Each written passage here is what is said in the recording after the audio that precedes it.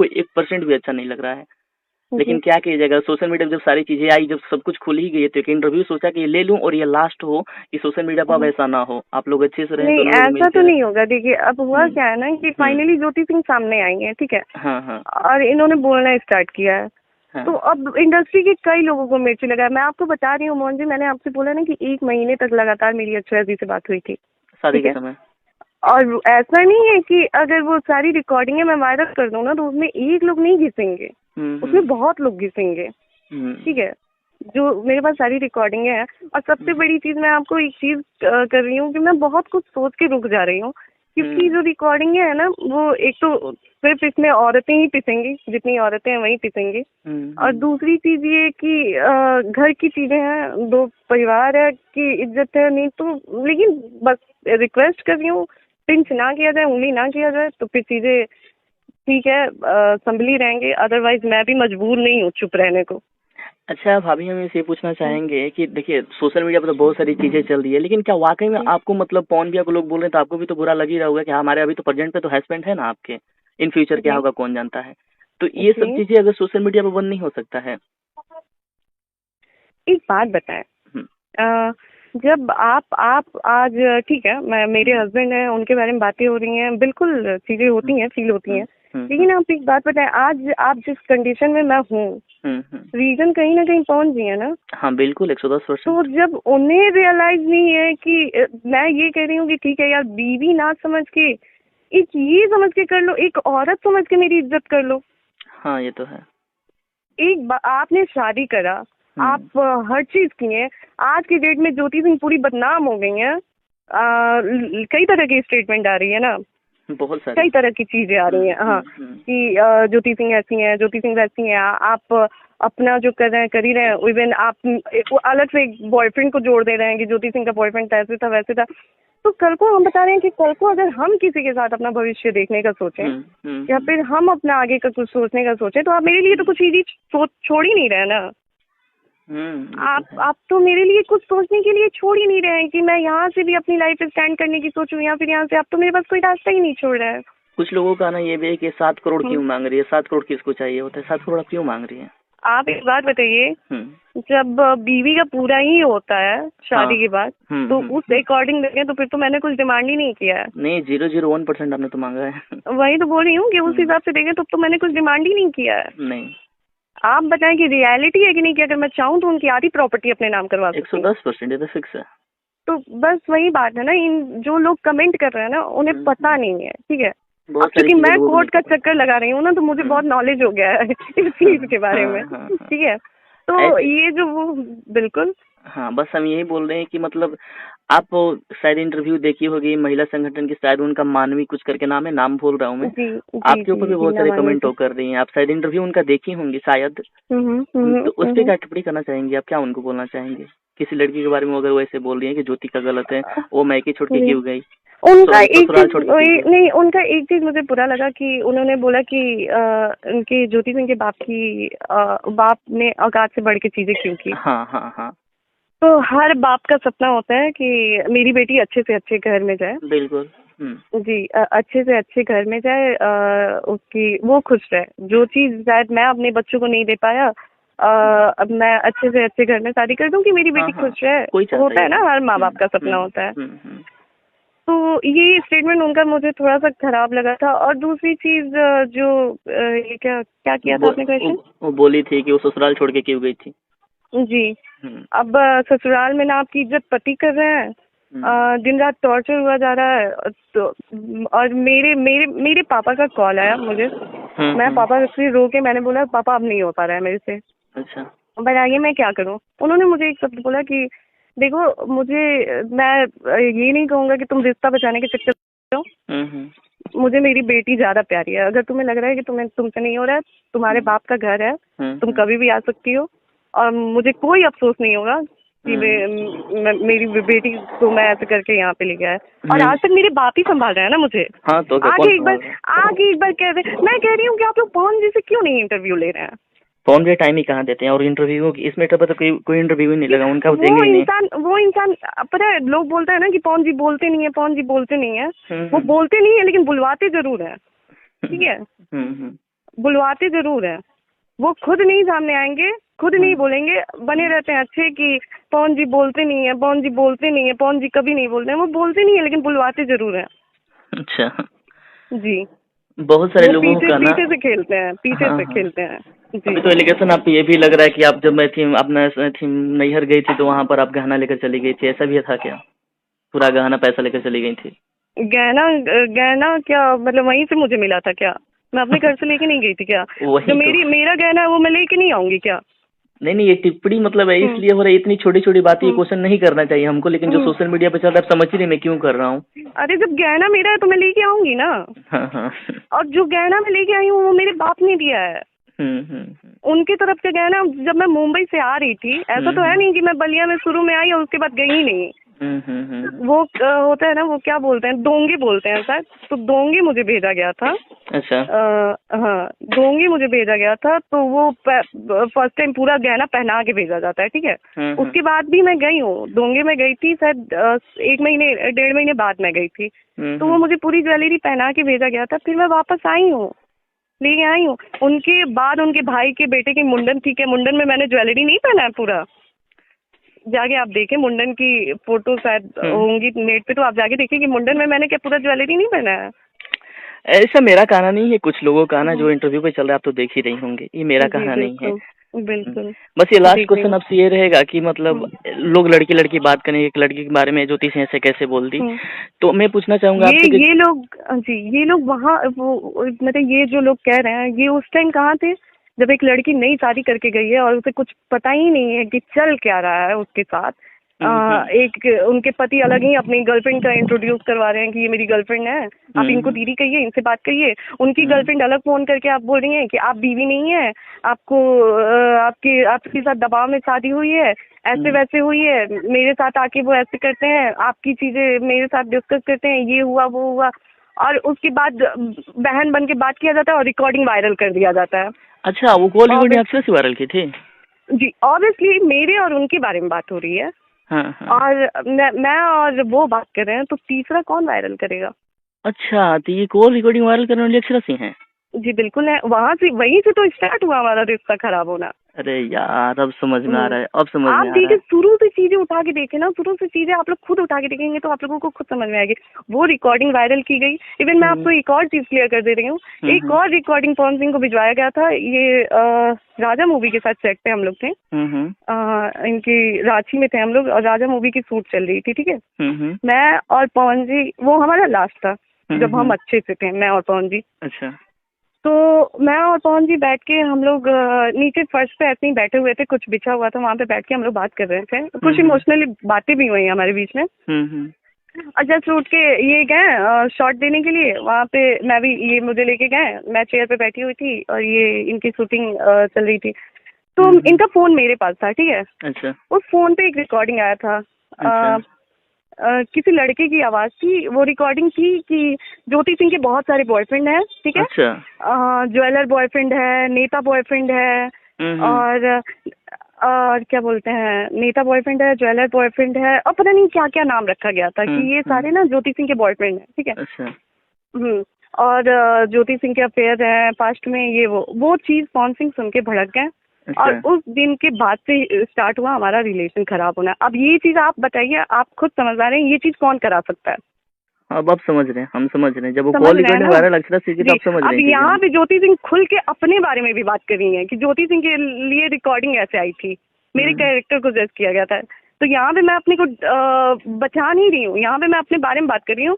हो सकता है कुछ लोग अब इस चीज से भी जज करने लगे कि अरे रिकॉर्डिंग आई थी तो ऐसे हुआ था वैसे हुआ था। मैं फिर से क्लियर कर रही हूँ कि मेरे घर में लव मैरिज अलाउ है। मेरे घर में साफ होता है कि हाँ, आपको कोई लड़का पसंद है, आप बताएं। हाँ, जिससे मेरी शादी हुई थी, भाई मुझे स्टार्टिंग से था कि हाँ, पापा जहाँ बोलेंगे वहाँ पे करना है मुझे। अगर मुझे कोई लड़का पसंद होता तो बिल्कुल मैं उसी लड़के से शादी करती। और मेरे घर में मुझे नहीं लग रहा है कि इस चीज को मतलब मना किया जाता, क्योंकि मेरे घर में अलाउ है। वो जो कॉल रिकॉर्डिंग आया था भाभी जी, तो आपने उसमें वहाँ पर अपना क्लियरिफिकेशन नहीं रखा कि नहीं आपको बर्ग लाया जा रहा है? मैंने बोला था आप पवन जी से, मैं कहूंगी, मैं रिक्वेस्ट करूंगी कि आप लोग ले वो इंटरव्यू पवन जी से, आप लोग इंटरव्यू लें, तब आप लोगों को पता चलेगा। ये रिकॉर्डिंग आई, उसके बाद से पवन जी लगातार मुझे टॉर्चर करने लगे कि आपका यहाँ पे अफेयर था, आपका ये था, आपका वो था, ऐसे कैसे ये हो गया, ऐसे कैसे। मैंने बोला यार आप इतने बड़े उस पे स्टार हैं, आप पता लगवा लीजिए ना, आपके लिए कौन सी बड़ी चीज है ज्योति सिंह के बारे में पता लगाना। 2 सेकंड का काम है, आप पता लगा लीजिए कि क्या है क्या नहीं है, आपके लिए बहुत बड़ी चीज नहीं है। तो नहीं, मेरी इज्जत चली जाएगी। मतलब आपको बीवी छोड़ने में आपकी इज्जत नहीं जा रही है, लेकिन आपको ये पता करवाने में आपकी इज्जत जा रही है कि वो रिकॉर्डिंग में कितनी सच्चाई थी, जबकि मुझे पता है कि वो रिकॉर्डिंग कहाँ से आई थी और कौन किया था। अब नाम नहीं लूंगी, नहीं तो फिर से कंट्रोवर्सी हो जाएगा।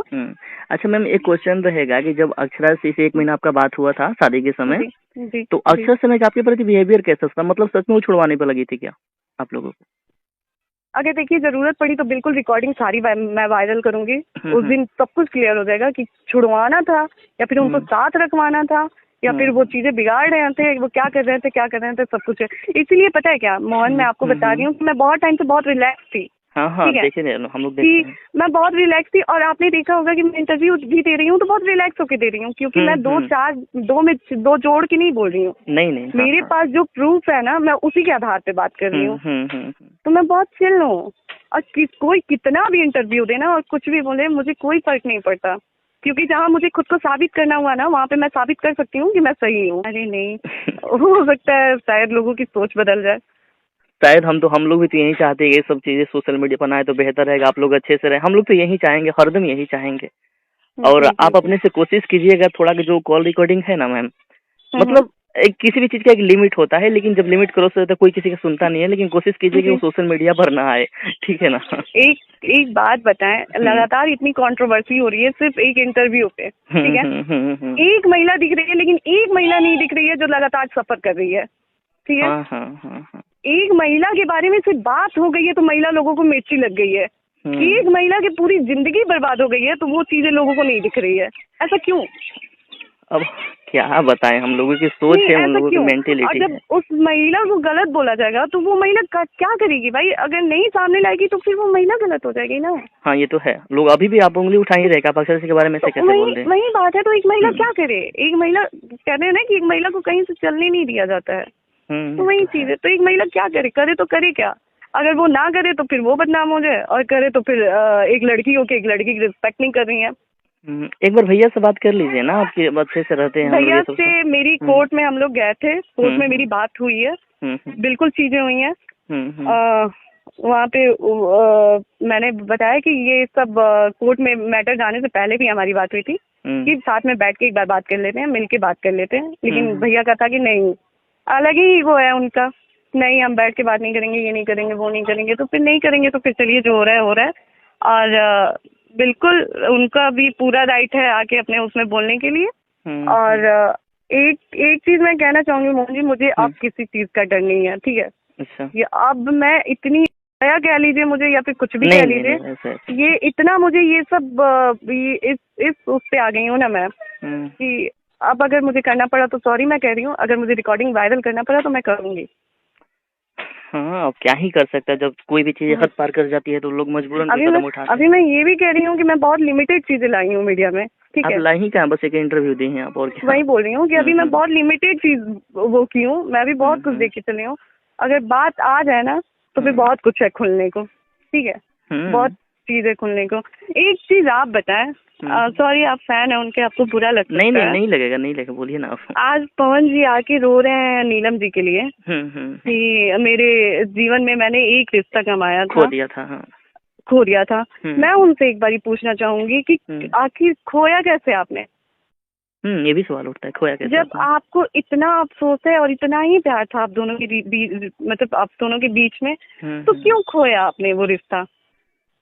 ये भी हो सकता है। क्या उनको पागल कुत्ते ने काटा था कि उन्होंने जाके किया? दूसरी चीज मैं कह रही हूँ, पवन जी को बहुत अच्छे से पता है कि नीलम जी आज अपने लिए सफाई देने नहीं आ सकती हैं, तो आज उनके नाम का सहारा लिया जा रहा है। आपसे मैं पूछ रही हूँ, मेरे शादी से पहले 3 साल पहले, मेरे शादी के 3 साल पहले नीलम से की थी। मेरे शादी से पहले, हाँ, मेरे शादी से पहले आपने पुण्यतिथि मनाते हुए देखा था क्या पवन जी को, नीलम का? नहीं, सोशल मीडिया पे तो ऐसे क्लिप नहीं आया था, एक इंस्टा पर पोस्ट हुआ था तो उसने शायद आपने उसको रीट्वीट नहीं किया। आज जैसे नहीं, वो तो मेरी शादी की बात की है ना। हाँ हाँ, शादी के बाद। शादी से पहले का मैं पूछ रही हूँ कि मेरे शादी होने से पहले आपने पुण्यतिथि मनाते हुए देखा था क्या पवन जी का? नहीं नहीं, हम लोग तो नहीं पवन देखे जी मतलब नीलम जी का जो मेरे शादी के बाद, ये ना बहुत दिमाग से खेला जा रहा था मेरे साथ मोहन जी, मैं आपको बता रही हूँ।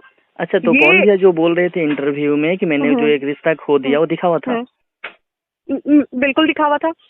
अच्छा, बिल्कुल दिखा हुआ था। हो सकता है, मैंने बोला शायद आप फैन हैं, आपको बुरा लगता है। नहीं, बुरा नहीं लगता। लेकिन मैं आपसे पूछ रही हूँ मोहन जी, आप भी यहीं पे हैं, मैं भी यहीं पे हूँ, और मैं भी यूट्यूब पे चीजें देखती रहती हूँ, ठीक है? आप मुझे बताएं कि मेरी जब शादी हुई उससे पहले नीलम हुए 3 साल हो गए थे, ठीक है? उससे पहले पवन जी ने एक मुझे वीडियो उठा के दिखा दीजिए कि मेरे शादी से पहले पुण्यतिथि मनाई गई है और अफसोस जताई गई है नीलम के लिए। नहीं, आज तो से पवन सिंह सहारा ले रहे हैं नीलम का। ऐसा हो सकता है, ये आपका कहना है? जी बिल्कुल, क्योंकि वो सफाई देने, उनको पता है कि आज एक ही नाम लेके मैं बच सकता हूँ, क्योंकि वो अगला अपने सफाई में कुछ कहने के लिए ऊपर से नीचे नहीं आएगा। हाँ, ये तो है। अच्छा है, उस नाम को लेके रो लो। मैं आपसे पूछना चाहती हूँ पवन जी, इतना ही अच्छा आपका रिश्ता था तो ऐसा क्या हुआ कि शादी के 3 महीने में वो सुसाइड कर ली? हाँ, ये सवाल बहुत बड़ा सवाल है, क्यों उठता है? सही बात है। और एक और चीज मैं कहना चाहूंगी सबको, पवन जी और पवन जी की टीम को, मेरा मुंह ना खुलवाया जाए। अच्छा। क्योंकि मैं उस इंसान का मजाक नहीं बनाना चाहती हूँ। नहीं तो हमें भी पता है कि उस इंसान के साथ क्या हुआ था, और बताने वाले ना नीलम के ही करीबी हैं। अच्छा, तो बस वो चुकी हैं, मैं उनका बिल्कुल मजाक नहीं बनाना चाहती हूँ। जान दीजिए भाभी, छोड़ दें, छोड़ दिया जाए। भाभी हाथ जोड़ रहा हूँ आपके आगे, ये समझ बोलिए सोशल मीडिया। नहीं बिल्कुल मैं नहीं बोल रही हूँ। नहीं मोहन जी, मैं बोल नहीं रही हूँ, लेकिन आप मत करिए। एक इंसान आपकी वजह से चुका है, उसका मजाक मत बनाइए आप। हाँ, एक फैन के नाते, एक फैन के नाते, एक भाई के नाते आपका क्या हाथ जोड़ा हूँ ना कि ये सब चीजें अगर सोशल मीडिया पर नहीं आती तो बहुत बेहतर रहेगा आपके लिए भी, हमारे लिए, पूरी भोजपुरी इंडस्ट्री के लिए, इवन पवन भैया के लिए। समझ रहे ना हम क्या बोल रहे हैं? एक बात बनाए मोहन जी, मैं भी तो किसी की बेटी हूँ ना। बिल्कुल बिल्कुल। आज मेरे पापा हॉस्पिटल में है, मैं बहुत मजबूर होकर मीडिया में आई हूँ। आज मेरे पापा, मैंने जब तक बात मेरे पर थी ना, मैं जेल रही थी। आज सब लोग मेरे पापा को ब्लेम कर रहे हैं, ज्योति सिंह के पापा ने ये कर दिया, जो मेरे पापा ने, मुझे नहीं लगता मेरे पापा ने कुछ गलत किया है। हर बाप चाहता है कि उसकी बेटी की अच्छी घर में शादी हो, मेरी बेटी जहाँ जाए खुश रहे, राज करे, हर चीजें हैं। आप आगे मेरे पापा को बोल के निकल जाते हैं। मेरे पापा भी देखते हैं भाई, मेरे पापा हॉस्पिटलाइज हो चुके हैं, और अगर मेरे बाप को कुछ होता है ना तो फिर तो मैं दिखाऊंगी। आप रो रही हैं क्या भाभी? रो रही हैं क्या? यार इतना कुछ हो रहा है, इतना तमाशा हो रहा है। आप बताइए, एक लड़की, क्या मेरे लिए ये सारी चीजें डिफिकल्ट नहीं है फेस करने में? मुझे प्रॉब्लम नहीं हो रही है। मैम भाभी रोइए मत ना, पहले सुनिए ना, बात सुनिए। हेलो जी। बस हम यही बोलना चाहते हैं कि आप रोइए मत, और जो भी हो रहा है भगवान की दुआ से अच्छा ही होगा, और जो भी होता है अच्छे के लिए ही होता है। बस बिल्कुल वही सोच के हमने भी सब्र किया है कि भगवान ने अगर ये डिसाइड किया है ना तो कुछ अच्छा ही होगा। हाँ, खुद को कंट्रोल रखिए, और रोने से क्या होता है, आप एक ब्रेव गर्ल हैं, फिर देखते हैं आगे क्या होता है क्या नहीं होता है। ठीक है भाभी, इतना टाइम देने के लिए थैंक्स आपको, और एक कॉल रिकॉर्डिंग में डालूंगा सोशल मीडिया पे, ठीक है ना? कल डालूंगा। जी थैंक यू। ठीक है भाभी, ठीक।